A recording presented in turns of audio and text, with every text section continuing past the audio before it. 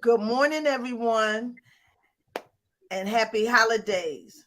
This morning, my guest is someone that everyone in the Brunswick community ought to know. And if not, you will get some information this morning.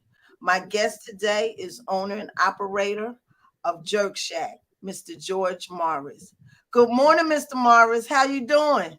I'm doing fine there, Miss Pamela. Season greetings to everyone, family, loved See, ones, and everyone. yes, season greeting to you. Yes, Season ma'am. greeting to you. Yes. Is it cold enough for you here? I love this weather right here. I'm from Jamaica, but I love this weather because it don't get too hot right now, and it don't get too cold. Well, maybe the end of this weekend might be a little different, but right now I love this. Okay, okay, okay. Hold on for a second and ooh, let me get my questions I have from you. So you came on and you said that you're from Jamaica. Yes, Tell ma'am. me something, tell us something about Jamaica that we don't know. Well, I think I'm hoping that we know. I want to maybe not know because it's really being from Jamaica and been around. It's really not much secret being from Jamaica. Jamaica is a country that it's more like I'll call it a melting pot.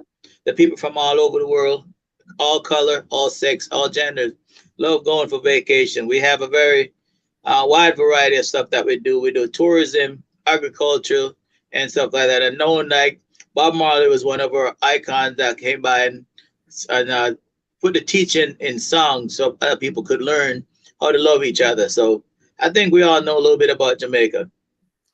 Okay. Yes, we do. That is the main attraction for cruise. Yeah. what Oh yeah. what are the nationalities that make up Jamaica? Well, what I know from previous years is that we have Chinese Jamaican, Indian Jamaican, African Jamaicans that came from Africa. And we also have a percentage of the European that came over, like from Great Britain and all that stuff. So I would say for number wise, we probably have about 15% Indians, 15% Chinese, and the rest is built up by Africans and the Europeans that come in from all over. What is Jamaica's main language? Well, we're offspring from the Queen's language from Great Britain. In 1962, we get our independence. So we were pretty much ruled under the British for many years. But we do also have a broken language. Most people probably hear you talk it all the time, but it's a melting pot language where it's a little African, a little Spanish, a little Jamaican. So it's a mixture because the Spanish was in Jamaica for 165 years.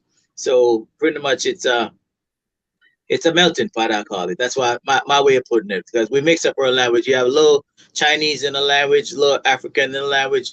We have a little Indian in the language, and so an English language as well, part of it. So it's all broken. We call it patois. Okay. Yeah. Okay.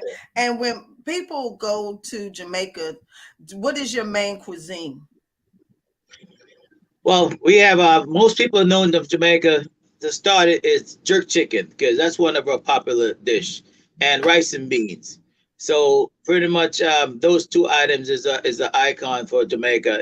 We have jerk chicken, rice and beans, jerk pork, and jerk is a form of marinade that we started out in the early years of not having refrigerator, not having certain things to preserve your meat. So they'll come up with a marinade where they could cook it, like smoking meat in the outside of the yard with some stick and woods. They put the jerk marinade on it, put it over there, and let it sit there because they don't have a refrigerator. And that's how it becomes so popular because it's a marinade and you don't get sick if it sit out there 2 3 days. You know. Mm, okay. Yeah. Okay. How long have you been in America? Um, been here since the early '90s. Early Oh, '90s. okay. First came here, I think it was 1990, and then uh, travel around all over the country, work for different hotels and corporations, country clubs, and etc. So, been here from the early '90s. And how was your transition from Jamaica to America? Well, being Jamaica is only like a hour and a half. from Miami, there's a lot of things that are very similar. And since we have a lot of um, tourists that Jamaica depend on, you kind of have a lot of understanding. And also, we were in school, they'll teach you a lot about foreign countries and other countries. So we pretty much get educated about it before. So it was not the smoothest, but it wasn't too hard. Is Christmas one of the holidays Jamaicans celebrate? Yes, Christmas is like one of our biggest holidays because, like I'll tell my kids, I said, first and foremost, you have to be mindful that it's one day. And then we grew up like this. And Christmas is 365 days in one year. So you wait 365 days to get Christmas. So we never have a drinking age, we never have a smoking age, we never have none of that. So your parents have family come over and gather, and we make a Jamaican punch, and it's in the middle of the table in a punch bowl. And we make a drink. It's called sorrel, but we put rum, wine, and all the stuff in there. So that teaches you how to be, conservative about how you do things. So if you go ahead and get overindulged and drinking too much of that punch, when you wake up, Christmas is gone. So you have to wait another 365 days to get another Christmas. So drinking has always been something you moderate about doing it so you could enjoy that day for 365 days to come again. So it's really a big, and also the day after Christmas, because we rule by the British colony, it's called Boxing Day. So we have a follow up of the Christmas Day. So you said something about not having an age limit for drinking and smoke. Y'all don't have an age limit. You don't have to be a certain age to drink in Jamaica. As long as you could ask for the drink, they'll sell it to you. But you know what? The moral of the story is that because you learn to be moderate and conservative about how we have to think about how then you don't go ahead and overindulge in it because it's there. It's not like it's forbidden, put to the side. So that most people, I tell you, being in Brunswick, I became in Brunswick in August '03. And I see more people in Brunswick smoke marijuana and drink more than what in my little country. And Jamaica population is the size of New York City. You know what I'm saying? So more people in Brunswick are seen smoke and drink and overindulge more than how much in the whole country. Because it's Mm, nothing that you have to worry about because it seemed like it's not really important.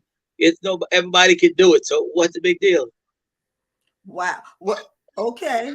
And what are some other holidays that y'all Jamaicans celebrate that not necessarily we celebrate in the United States? We have a day where we run by the British colony. It was called Ash Wednesday. I don't think I ever hear about Ash Wednesday much in the States. We But do. that's probably one of them that I know mostly what we celebrate in Jamaica. And we have National Heroes Day. Like we got Marcus Garvey, who's a lot of people don't know because they don't really follow the Black history. But Marcus Garvey is one of the pioneer of Black history, and you got his day. You got like a 90 of the Maroons. You got Sam Sharp. All those. So we have a Heroes Day, but those people who paved the way for us so we could do the freedom of things that we do today. We have Ash Wednesday here. We celebrate it around the Easter Yes, holiday. yes. And what are some of the similar or different cultures that you have recognized between Jamaica and the United States? It's an echo in the background. Yeah, I hear I don't know. so cool.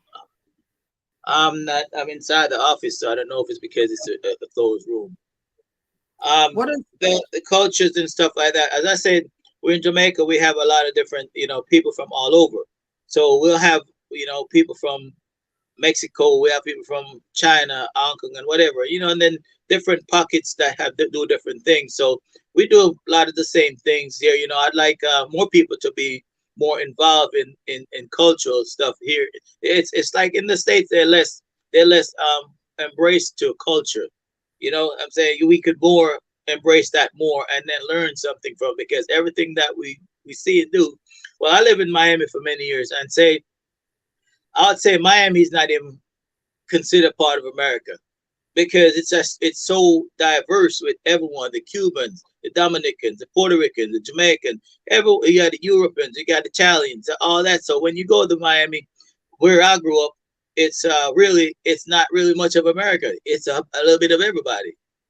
And Hmm. if you go there and you don't speak any Spanish, you feel like you're lost and you're in the United States.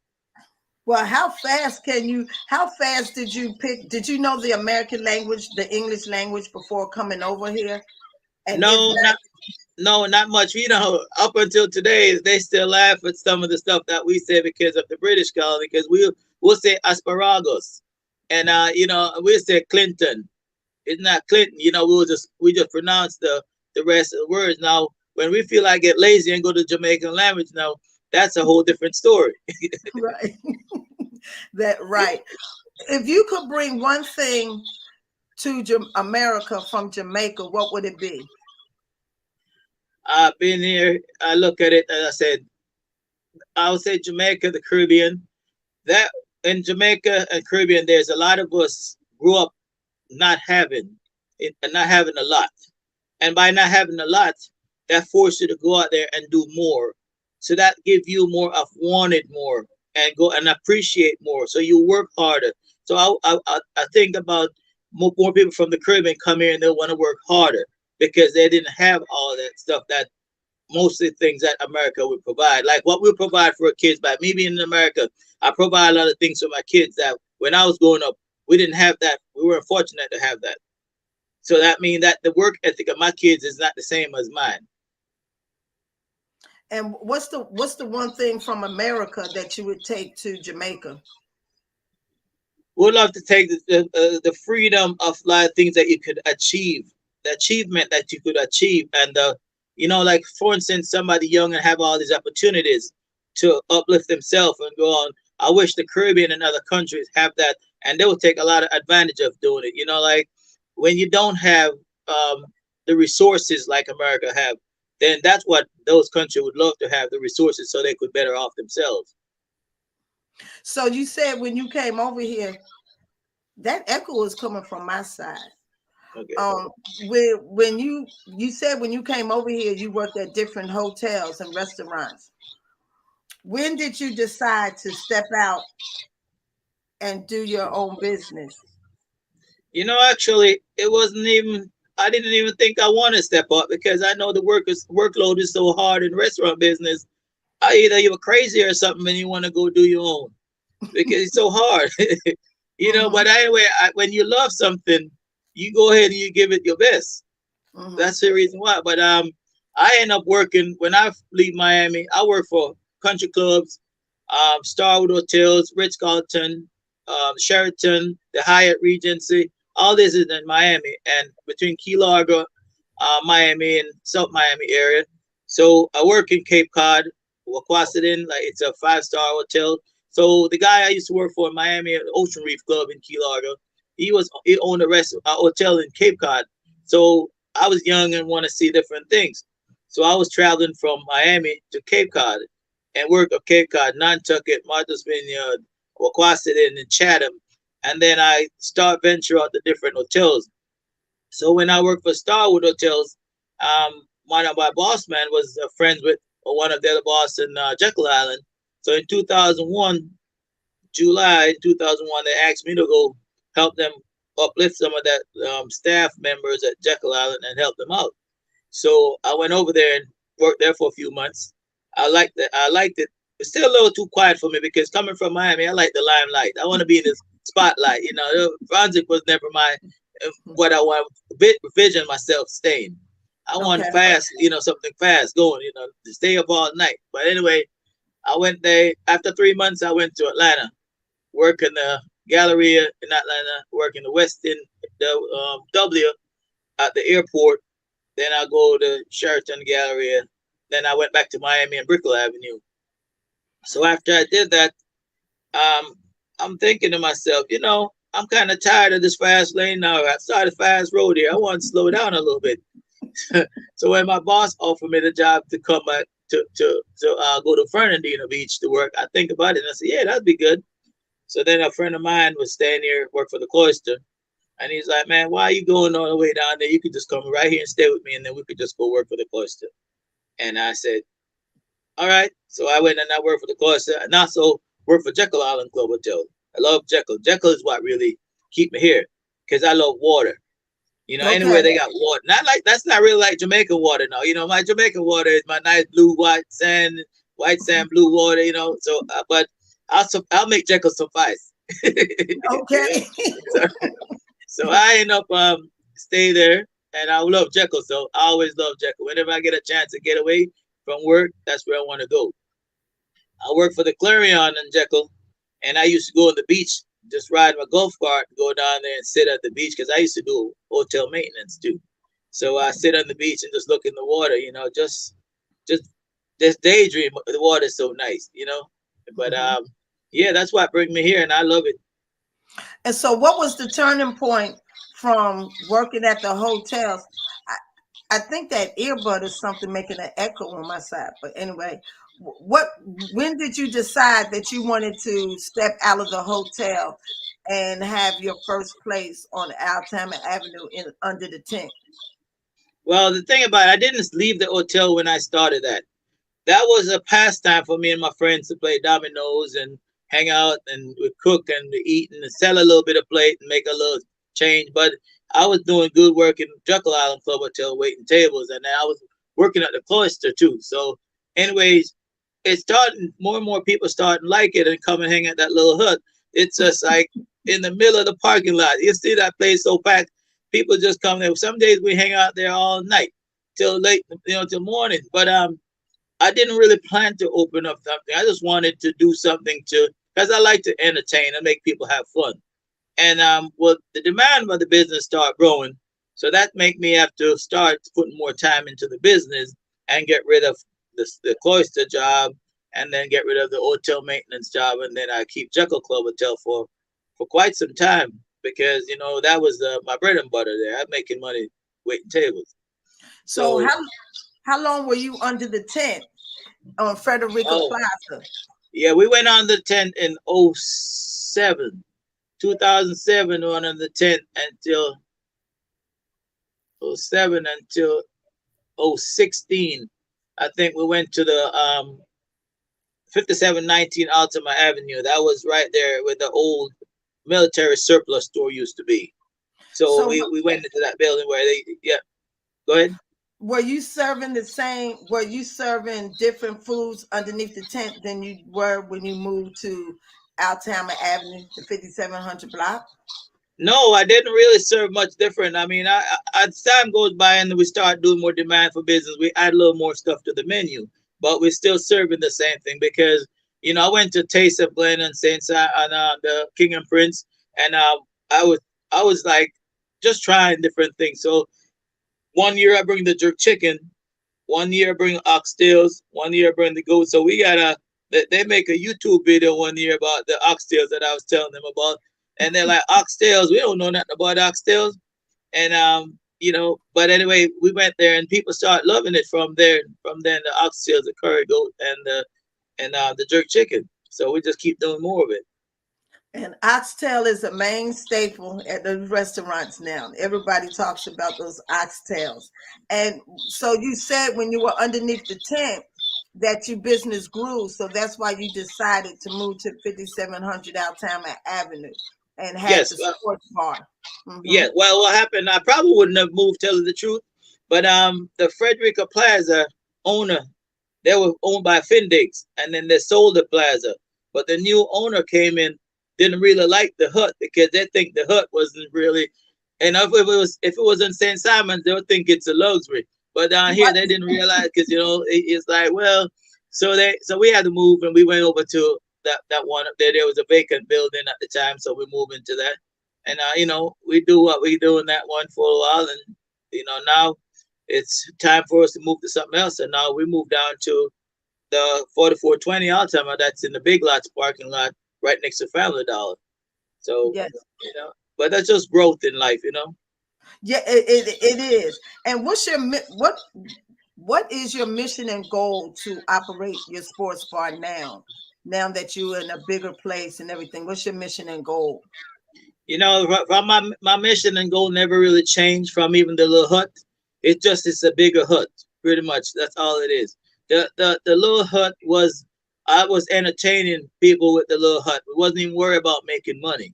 I was just having people enjoy themselves, and we all enjoy ourselves. And if you, everybody would know, anybody would be in here long enough know that the hut was so packed. And you go in there, two or three little tables, and everybody go in and leave out there, have fun. So for me, moving here, it's like a bigger hut. And my Mm-hmm. thing about it is I enjoy taking care of people, and people enjoy something to do. Like when I came down here to this spot, I say to myself, I say, I'm going somewhere where mature environment of people could go. Something where you could get off work after a long day, a busy day, just let your hair down and just sit back and just enjoy some good music, have some good food, and feel safe. So that's what my goal is to do. And I love to serve. I serve this community because I've been here so long, and I didn't plan. I don't think I choose Brunswick. I think Brunswick choose me. You know, because I And tell you this was, everyone knows you here, and if they don't, they soon find out about you. well, I appreciate it. As I said, I'm a very simple man. I'm humble, and humble is the way. What is your main dish now that at the Jerk Shack what is your main dish that you sell most? The oxtails, like everybody love that oxtails, and my only complaints about oxtails, they can never get enough. But it's 98% bone. What kind of meat you think you're gonna get? You know what I'm saying? But but everybody who know oxtail, they just say it like they know the oxtails are pricey and it's a lot of bone, but I sell that. But now I'm more venturing to doing a little more things because my clientele are grown over the years and they have different tastes. So if you come to the Jerk Shack, you could eat at the Jerk Shack 7 days a week and have something different. Because now I kind of um consolidate my menu in a Caribbean and a soul food kind of settings where people could come in and have some soul food. They could have some Caribbean food, home cooked or something, real home cooked meal. I find myself even making chitlins sometimes. They're like, if that's what they want, I'm gonna feed them. That's what I'm here for, and I take care of the people whatever they want. They're my Mhm. boss. They pay me. I love your plantains. I love those plantains. Yeah. You Well, cook them the best. Yes. it took many years for when we first started putting them on the plate. People was like, "What the hell is this?" They already throw them away. They throw them away because now I can't keep enough. They want those plantains now. I say, but my favorite ways of eating those plantains is get those plantains and I have them just like how I cook them, and get some rum raisin ice cream and put it over that plantain. It's like a banana split. And I'm telling you, it's so good. But just I like rum raisin ice cream. I don't like vanilla. I don't like chocolate. I like rum raisin. And the only place I get it is going to Publix and they have it a Haagen Dazs rum raisin ice cream. And Yes. I put some of that ice cream and put them hot plantains over there and knock my shoes off, and I'm all good. So do you make that is your punch, your Jamaican punch, a good seller at the Jerk Shack also now that I know the ingredients in it? Yes, ma'am. Actually, you know what? The ladies love that punch because it's got a little sweet. It's got a nice, we got the pineapple juice in there. It got the tropical. If you really taste it, it's got a tropical taste to it, and then it make you feel so warm and cozy inside after you have a couple. You don't want to leave. Does the Jerk Shack have any other locations? Yes, we do. We have another one in Jessup, Georgia, 1110 East Cherry Street. It's right there beside the McDonald's. If you go right off 341, right there as you enter into Jessup, we're right there at McDonald's. You see, we're right across from the Chinese restaurant. Right there, we're in a nice little Is spot. that Jerk Shack is that Jerk Shack built different than the shack here? Actually, it doesn't really build different. It just in a different location because in Jessup we kind of it's the same like what we did in Brunswick. When I first started in Brunswick, and I tell them about jerk. Everybody think about beef jerky. They didn't know nothing about jerk. So in Jessup, it's like we do it again. It's like challenge to just go do it again. Let people know what we got going on. So it's not beef jerky. It's just a Caribbean marinade that cooked some chicken to have a real. And most people ask how spicy it is.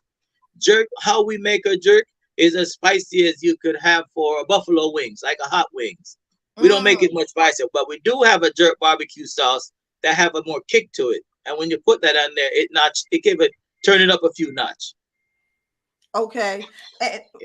But your restaurant in Jessup has a drive-through that Yes, you we do. don't have here. Yeah, we don't have a drive through here. We don't have the logo, but they could drive up and we bring it to them outside. You know what I'm saying? Okay. They pull up to the curbside. We do have curbside. Both places we have curbside, but we have a drive through, so most people don't need a curbside. But here we give a curbside. We do have Uber Eats, so people who can't get out of the office or don't want to get out, they could just call Uber Eats and they deliver from here. Mm-hmm. And so I'm getting ready to put up this menu. Tell the people about this budget menu that you are offering. You know, I have people ask me several times about this budget menu. They're like, "How you make money off this budget menu?" I mean, sometimes money will come.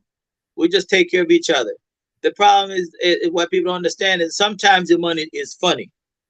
You know, like you got kids who have kids and they got to go to school, and sometimes they want to eat a home cooked meal, and $5 seem like it's not a lot for a lot of people, but it's a lot sometimes to come up with.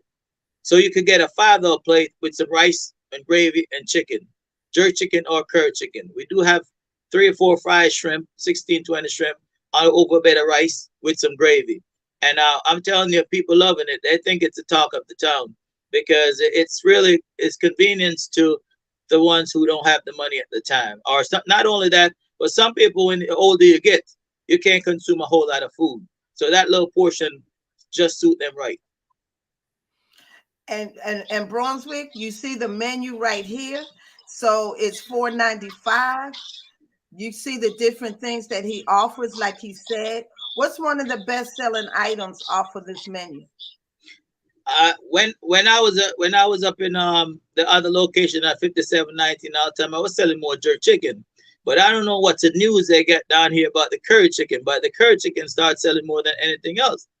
But I don't know if it's that night because first before people were scared of curry because there's so much different curry. But our curry is a mild curry, so it's less spicy than even the jerk chicken.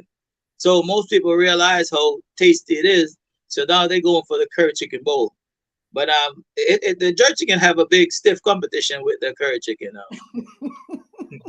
You needed one day. You need to think about doing a cook off. Hey, listen, I mean, we want And to do some stuff like that. You know, like I said, where I'm at right now, my landlord, he's really nice. He also about helping me to do stuff for the community. So the parking lot, he gave me full range of the parking lot in front of the restaurant. So I could put a bounce house for kids. I could do stuff like that. I could do cook-offs. I could do events out there that. So in the summertime coming up, I'd love to get more of the community to get together and let's do stuff. You know, just come up with ideas and I run it by him because we don't want to offend anyone. I have other people next door to me. As long as we're not offending anyone, we could use our parking lot and be moderate about it because we don't. It's not all about us. We got to share and make sure everybody's happy with it. right. But And I'm that willing to do a lot. and now that we're on the cusp of Christmas, tell everyone while we're here about your Christmas menu. Oh yeah, you know, like I said, a lot of people used to traditional Christmas meals and all that stuff. So um, sometimes you want to go out of the box and they want to try something different. You have family members who coming from out of town and you want to show off and show out. You know, you go ahead and tell them about what's Jerk Shack offering. You know, and that's because that's what a lot of people do in the holidays. They come out to the Jerk Shack to show it out. Hey, come here. I want to take you out there. We could have a good time. So the menu is I have a preset menu where you can order your food 2 3 days before Christmas, and I'll have it ready. You can have a family meal for feed four. You can have a pan where it's a hotel pan that feed 10 to 15 people of jerk chicken, curd chicken, oxtails, goat. We do turkey. We do you name it. But I do my turkey as a jerk turkey, so it's not a traditional fried turkey or baked turkey. So we could cater to your needs. Fruit trays, all that good stuff. We make fancy stuff. So just let us know. Look at the menu and just let us know 2 3 days ahead. Yeah, because we're not gonna open Christmas Day in the daytime, but we open up Christmas night because we got a old school Sunday. That's what we're doing for mature people. So put some hole in the wall, some Southern blues, stuff like that. So come out after you're done, eat your Christmas dinner, and your family member come to visit you. Find them. So this is where you're gonna take them, where you can unwind them and give them a lasting impression to get them back home safe. And will you tell the people what's the telephone number to call in to make a reservations for their Jamaican menu? for their meal? The- yeah, the phone number is 912-289-2984. So it's area code 912-289-2984. All right. And to end this conversation about, tell us the hours. Tell us the hours in operation of the Jerk Shack. Okay, and weekdays normally we we normally stay till midnight most of the time, but with the due to the business, it could be 11 o'clock. There's no one inside. 10 o'clock. There's no one inside. We might have just closed up Monday, Tuesday, Wednesday. Thursday we like to stay till midnight. Friday, Saturday we have people want to have a little birthday party. They want to get together. They have a long weekend. They want to come out and stay till if 1 o'clock. There's nobody here. We close the door. You know, if 2 o'clock, if they in here having a good time, by 2 o'clock, everybody have to be out of the building. But for the most part, we're not able to close between 11 and 2. And what time do you open for people to 11, come to get lunch or 11 a.m.? Okay. 11 a.m. We open 11. But as most people who know me, they know they could call me at 7 o'clock because I'm up early in the morning. I'm up early to get it ready. And I said I wanted to be consistent, so I come in early in the morning. You could see me out till 1, 2 o'clock in the morning, but I'm gonna be here by 7 o'clock, 6:37, get everything ready and get started. Okay. Mr. Morris, who inspires you? I'm telling you, think about it. I watch my mom, and I think most male gender who have a real good mom is gonna start at home. Is gonna start at home to see what mom do and what you do to make mom happy. And you start to try to please mama first. And once you do that, then you start going out and see all this stuff going. But my mom is my first inspiration because she's always cooking. Hey, I started cooking when I was 12 years old. She made sure I cook family dinner at 12 years old. So You were that's where it cooking started. family dinner at 12? Yeah, at 12. I got my son on the grill at the little parking lot cooking jerk chicken at 12. At 12 years old, I make him cook chicken. He cooked jerk chicken. What's your favorite thing to cook? My favorite thing to cook is when I could put a pot together from scratch and just sincerely watch somebody enjoy it, and I know they're having their thoughts are just like, oh my God, that's my favorite thing to cook. Whatever I put together that could make them just roll their socks up. Yeah, that's what I like to do. Yeah. What is your favorite scripture, phrase, or testimony? Who God bless, curse. Who God bless, no man curse. And that's just how life go. If God bless you, nobody could curse you. Yeah, so Mm, you leave that to God. Let Him bless you, and let whoever want to curse. My quote is that I tell people you don't have to be great to start, but if you start, you can be great. Say that again one more time. You don't have to be great to start, but if you start, you can be great. Absolutely. Absolutely. And one thing I said on my food every time I go cook my food, and I want to go live on it, I would like to tell people over and over: make food your medicine, so medicine won't have to be your food. And anyone who watch my live, they look forward to hearing that from it. So make food your medicine, so medicine won't have to be your food. So medicine won't have to be your food. What's your wisdom or advice for someone thinking about or moving to America? My advice is to anyone who want to move here. It's come with the mind frame of bringing something to America, other than taking something from America. Because it's Mm, the same thing. I look at my business. If you come in here to help me, bring something to me, not take from me. mm, So if you're coming to America, bring something. You don't have no money, because I know you're coming to get some money. But bring that work ethic, bring that knowledge, bring that uh, the motivation to motivate other people to want to do it, do better, and show some of them who's here that listen. Look, you have it right here. Let's just do it together. Help me to help you. We can do it together. mm-hmm, mm-hmm. I love that Jamaican accent. Hey, you know what? It's really I don't think I could ever get rid of it. Why would you want to get rid of it? I've been here so long and it never go nowhere. So I just keep it. Well, that's who you are. That's your Yeah, roots. Don't that's try it. to get rid of it.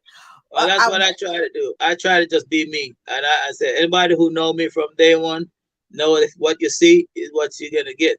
I say I remember I went to um the little school with Mr. Harvey, Cornell Harvey, and he was trying to tell the kids about how I started. And he's telling the kids that I seen this man many years ago before the jerk shot even come across. And what I see then is what I still see now. Because it's always motivation. I want to help people to help themselves. And we if we do it, if we one hand with each other, we go together, we make it happen. And food insecurity in Brunswick, Georgia, as it is across all the states, is something that people are recognizing and trying to fulfill. And a lot of organizations during the holidays gives out food and everything. So your budget meal will be something that will be offered all through the year. Oh Um, yeah. I appreciate you coming here. Happy belated birthday. You just celebrated a birthday last Saturday. Happy birthday. Well, thank you, ma'am. And I'll see you soon. If I'm not doing anything Christmas, I'll be down there. Well, come on down there, let your hair down a little bit and listen to some of this old school music. Got TLC, DJ TLC is Terry Love Cook. And he come and make some music, like some well, I love old school music because music is life. Life is in the music. You see, when there's music playing, people just sit down and reminisce. They don't want to get in no argument, they just let go of the daily stress or the what's going on in the world. That's why I wanted this place to make it the place where you could unwind, let go of the stress, let the burden off your shoulder. Just sit back and enjoy yourself and listen to music and the ambiance, And I said the ambience make a whole lot of difference. The people that carried it off, you know. Hmm. And this is something I wanted for us. It's not about me. The little bit of money I make, anybody know about food business. You don't make crazy money out there. You have to be love cooking to do well. That's why they Hmm. fail most of the time because they might thinking, oh, I could do it because it's easy. No, it's not easy. I work 7 days a week. And if somebody called me after I'm done for the day, I'm still working. Yeah. Well, thank you, Mr. Morris, for coming on, being my guest for the last month of the year. And I hope you nothing more but blessings going into the new year. And I'll see Well, you thank, soon. well, thank you very much. I appreciate it. And thanks to everyone watching. We do appreciate you and be supporting us for all these years and showing us nothing but love. Thank you. You're Thank you. welcome. Bye bye. Have a blessed day. You too. Bye bye. Bye bye. Bye bye.